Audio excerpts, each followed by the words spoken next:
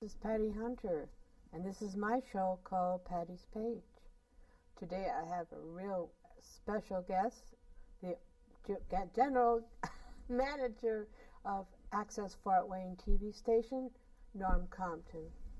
Hello, Thank Norm. you. Thank you. I appreciate you letting me be a guest on your program. Yeah. And, When was the last time you've been on my show? Do you remember? It's been a while. A couple of years. Oh. Yeah, I think so. Well, did you know that this year is the 35th anniversary of Access Fort Wayne TV station? That is correct, yes.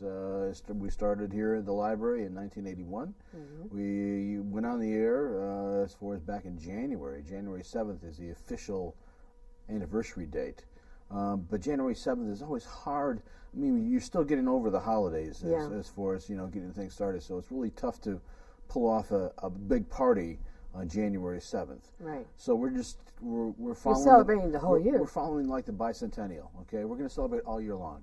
Okay, that's a great strategy. I tend to do that myself as far as my birthday's in May, and my birthday's in May too. And I tend to celebrate the whole month through. As far as it's like I should do that. Mm-hmm. Mine's May 6th. So So if you need a reason to celebrate. And once again, Access Fort Wayne, 35 years of service to our community. That's our catchphrase, and we'll be saying it all year long. Is that the mission statement? No, that's just our anniversary slogan. Celebrating 35 years of serving our community. Why did it start in the first place? Well, with cable TV coming to town, they have a local agreement, a franchise agreement with the communities that they serve. This is pretty universal back in the days, as far as, once again, that was early 80s, as far as, and that cable franchise, as far as, is a very lengthy agreement. There's several pages, and part of it is that it set aside local channels to be used by the community, and that's where Access really gets its foothold, as far as back then, as far as we were actually Channel 10 to start off with. Okay. And like I said, as far as Channel 10 here at the library, I'm not sure if it was Comcast Cable that was the cable company here at the time. I moved to Fort Wayne in 1999, so as far as, So you've been... I joined the story halfway through. Oh my goodness, 16? Yeah. 17 years. 17 years. Oh. Anyways, as far as, that's really what got things started. As far as, I can tell you, Steve Fortreed was the associate director of the library at that time, and he was the one that was instrumental to getting a lot of different services started here at the Allen County Public Library. In the 70s, he started the radio reading service, as far as it, for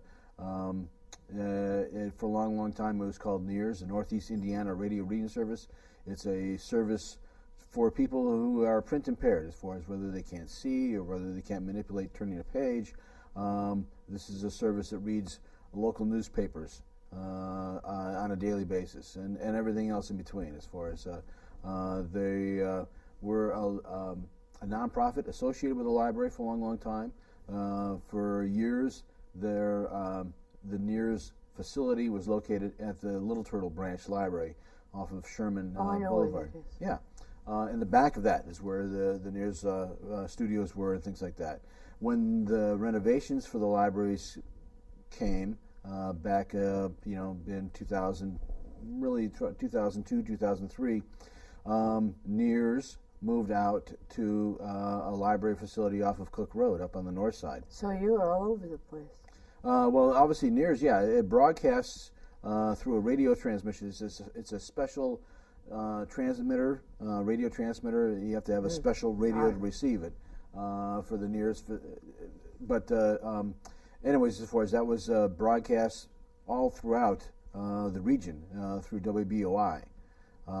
So it had the power of their transmitter as far as to broadcast that signal. They came back to the library in 2004 and asked as far as like, hey, we don't want to be a nonprofit anymore. We want to be under the library umbrella. So we did that as far as, and I was given that as far as an added responsibility under Access Fort Wayne. So I manage a little bit of that as far as they have their own manager out there, but I you know, they report to me, and as part of the communications part of the library here. So, you know, since I started here in '99, as far as Access Fort Wayne just keeps on growing and growing. It was in 1999 that Comcast Cable moved us from Channel 10 to Channel 57.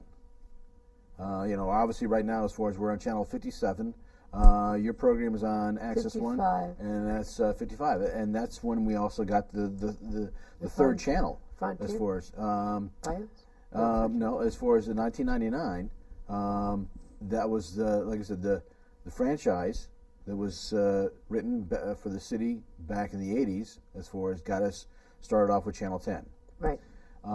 That franchise lasted 15 years.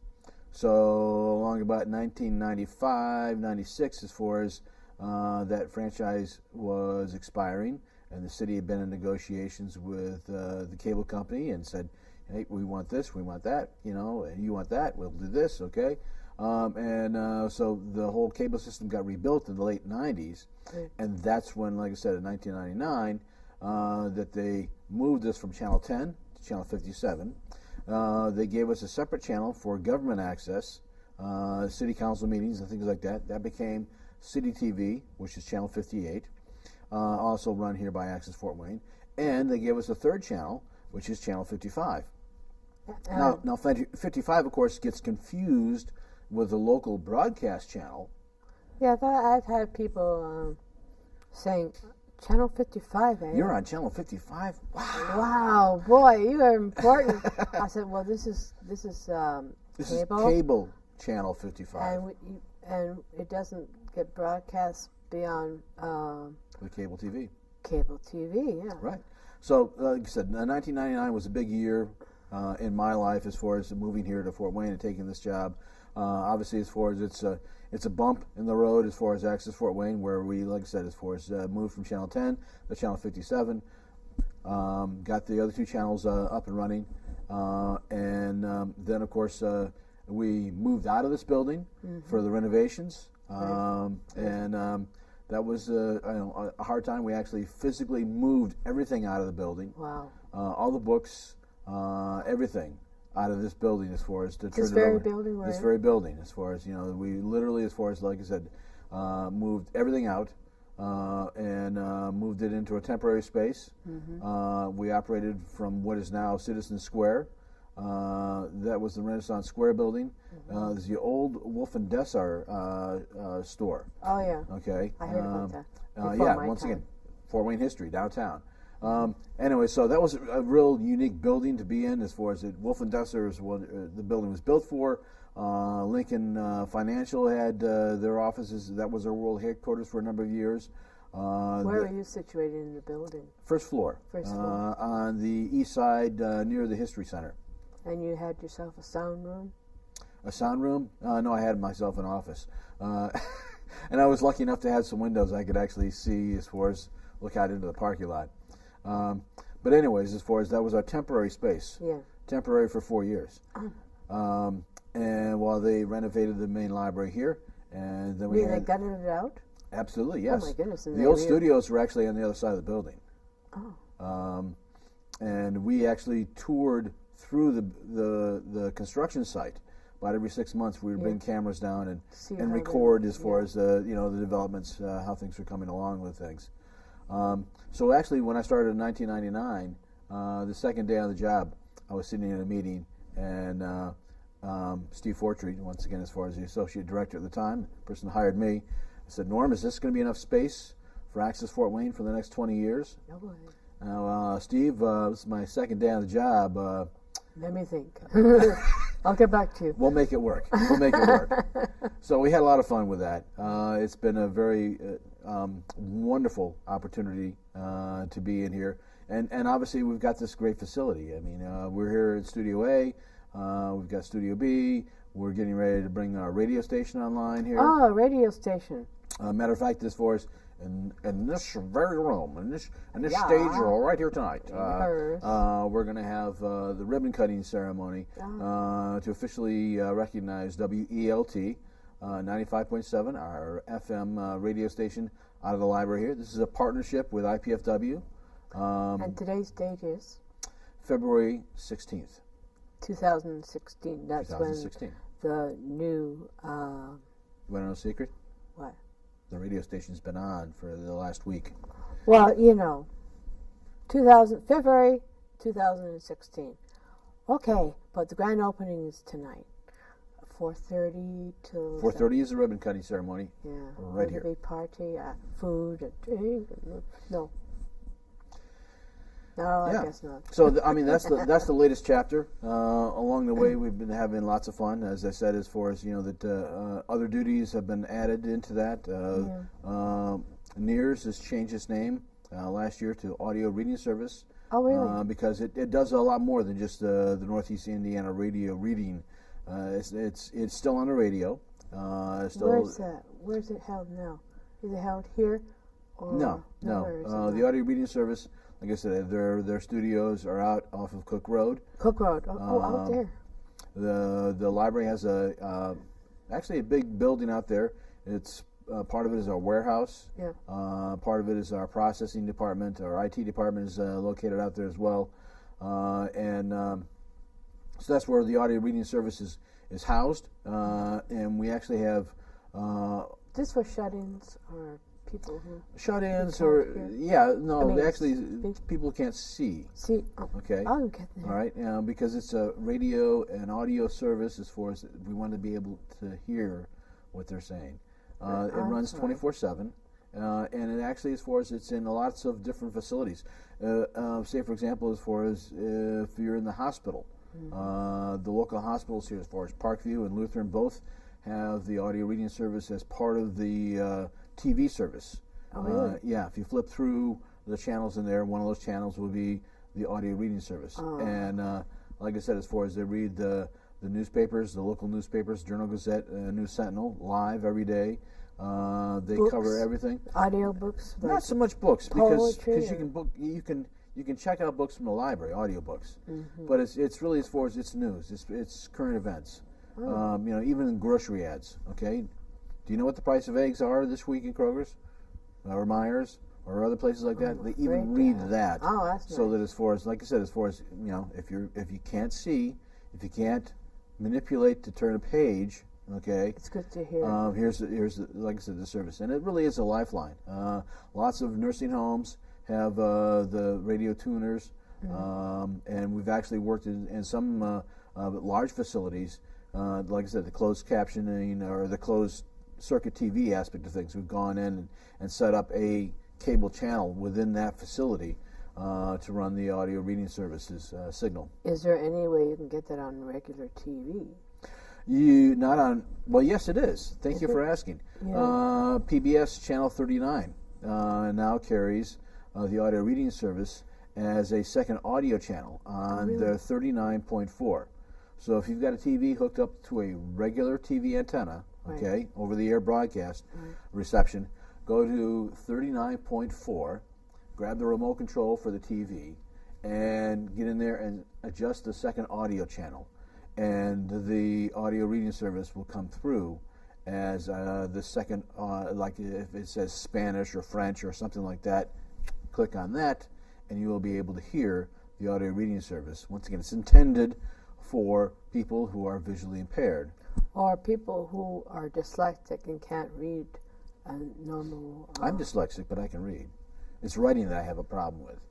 But that's why I went into television. When I'm because typing, I sometimes mix the word up, and I said, that's not it.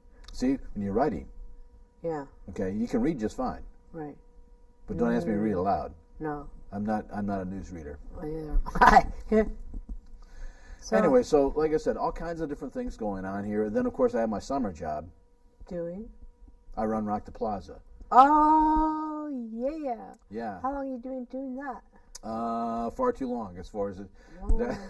That started here at the library in the summer of 2007. We opened up this building again after the renovation, in January 9 years. of 2007. Mm-hmm. And the first year, we had concerts every other Saturday. Mm-hmm. And then the next year, they came back and said, we want to do it every Saturday. And I said, oh, man. There goes my summer. And who is the one that gets all the talent? We contract. Kyle Haller is the person's name. Mm-hmm. Kyle is a local musician. Yeah. Well connected with lots of different bands. Kyle, thank you for your service to the library and community as far as 9 years of Rock the Plaza. Actually, he's been on my show a couple of times. I know he has. Yeah, plays Doc keyboards. West. Yep. And like I said, as far as we're gearing up for that, I know that this is February, but I've been talking with sponsors. We had a meeting with JJ from WXKE 96.3. I know him too. And Kyle, and we sat and had a little dinner and talked about Rock the Plaza. Got things squared away as far as for this year. Bands have been contacting us left, right, and center. They have, of course. And they want to get lined up as far as for Rock the Plaza. The schedule really won't come out until like end of April, beginning of May. That's what I thought. And it starts. And that's Kyle. Kyle does all that. Yeah, we're going to start off as far as this year. We're going to start after Memorial Day. Last year we ran Beatles Fest Memorial Day weekend, and then there's the Zepp Fest. That is on Labor Day weekend. Okay, so those in a sense are the two bookends, and Rock the Plaza is all the way in between. So this year we decided to back up things just a little bit as far as we're going to have Beatles Fest after Memorial Day. Yeah. So I think that is I can't remember if it's June 3rd or 5th. But it is June. It is June, yes. Right. And then, like I said, Rock the Plaza every Saturday. Here at Downtown Library, the concerts start at 6, and typically we have 3 bands. We usually wrap things up by 10 o'clock. And if you're really lucky, as far as you get some fireworks along the way. Out near with the baseball. Sure, of course. Obviously, you mentioned the Three Rivers Festival as far as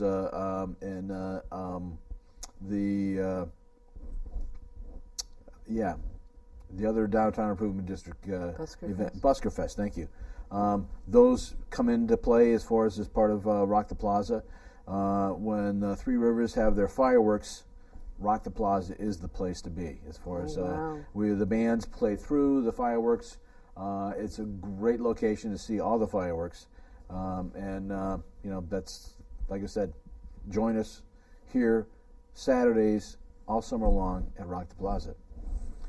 Also, our best friend, my mentor, Bob Airy, had passed within last year. And we miss him. Yes, we do. And he did an awful lot. Bob was our public access coordinator. Bob was the, I often quoted as saying as far as he was our poster child. I had the honor of hiring him on board as the public access coordinator, and he had quite a history. He was actually the public access coordinator when Access Fort Wayne started. Wow. Back in 1981. He had that position and left after a few years, did a bunch of other things in his life, and then I had the honor of, like I said, hiring him back in the same position back in, I think it was 2001. And he worked many years for that, retired last April, and unfortunately has passed in July of last year. And his funeral was beautiful. That's memorial service, service. And we just filled that position as far as our own Eugene Gusenhoven. Once again, as far as it's great to be able to hire wonderful people. I am surrounded with fantastic staff here at Access Fort Wayne. And talent. Talent as well, yes. But the volunteers, the staff here. So congratulations as far as Eugene, as far as for his new full-time gig here. And we he started yesterday. We were talking about different ideas about generating some excitement and getting new people on board here. And he can be a new mentor for many, many people. He will. He'll take over where Bob had left off. I love that guy. He's very gentle, and he's very creative, so he's going to do well. Yes, he will. Yes. Thank God. Thank God. We found someone. So, as for the radio station, whose idea was to bring that in? That's Eric's. Eric's Eric idea. Mulberg is the assistant manager here at Access Fort Wayne, and Eric has been working on this radio project for probably 15, maybe longer years. Really? Yes. Just to get it finally? Well, no. This is actually our second try. But there was a window to apply for low power FM radio stations many years ago, and we actually did apply for it. As far as it didn't get it, but that's kind of been in Eric's back pocket as far as thinking about that. And when we heard that the FCC was going to open up that window of opportunity again to take applications, full force. Eric was right on board with that, and he hit the right moment at the right time. Yeah, he obviously has been working at this, and this has been a very long-term goal for him to get this radio station started. He's worked very hard as far as raising the funds, getting things organized, doing a lot of training, lots of hours, and really, as far as he's done a great job. How many people have you lined up to be hosts and hostess? It's ever growing. As far as I believe that right now there's over 30 people lined up as far as for different radio, whether they're DJs or whether they're creating other types of programming. It really, as far as it's community radio. Okay, so it's non-commercial. Right. And in this variety of different things. Yes, we do have sponsors. Obviously, the Friends of the Library have helped sponsor this. IPFW, as far as there's another one. IPFW, that's where the transformer? The transmitter. Transmitter, I'll get it right. Yes, and right. The tower are located out there on the campus of IPFW. Our goal is to get students involved as far as that this is a radio outlet for students of IPFW to get experience with and to get some resumes built. So we're going to keep it going throughout the next generations, Sure, plural, not singular. Well, but like I said, as far as when I started here, we really had one dedicated cable TV channel, and we're now 3 channels, 2 different cable TV systems. So that's 6 channels in a sense we're running. We're on the internet as far as with video on the stream. I've got a meeting tomorrow to get our live stream kick-started again. We're on with the audio reading service. We're on with WELT. We're on YouTube, as you know. Well, you're on YouTube. I'm a multimedia mogul. But that really is for us. You're a mean working machine, I'm telling you. No, I'm a manager. I'm a guy, okay? My real passion is still running camera. Dean is running camera for us today. Why don't you go up there and do a camera? That's really as far as that's when I started in this business. Work from the bottom up. So last century, that's what I wanted to be as a camera operator, and I still enjoy doing that. You've done audio you've been director as well. Sure. Helping out with many, many shows here, mine included, so I say muscle tough. Thank you. So, we talked a lot, didn't we? Sure, yeah. Well, 35 years, we covered a lot of history. We covered a lot. We've kind of this is a snapshot of where Access Fort Wayne is right now, all the different services we provide out of the library here. And we've got a bright future, that... What do you think in the future? We don't have that many minutes left, but in the future, what do you think is going to happen? The library is already addressing many different ways of getting information out in the 21st century, whether that's downloadable books or video or audio. As I said, as far as the streaming, the internet has changed everything. That as far as the delivery of information, and that's really as far as, I mean, when bottom line, as far as whether it's cable TV, the internet, radio, you're delivering information, you're delivering entertainment. Would you go nationwide? Or The internet has that capability, yeah. I mean, streaming. Sure. That'd be great.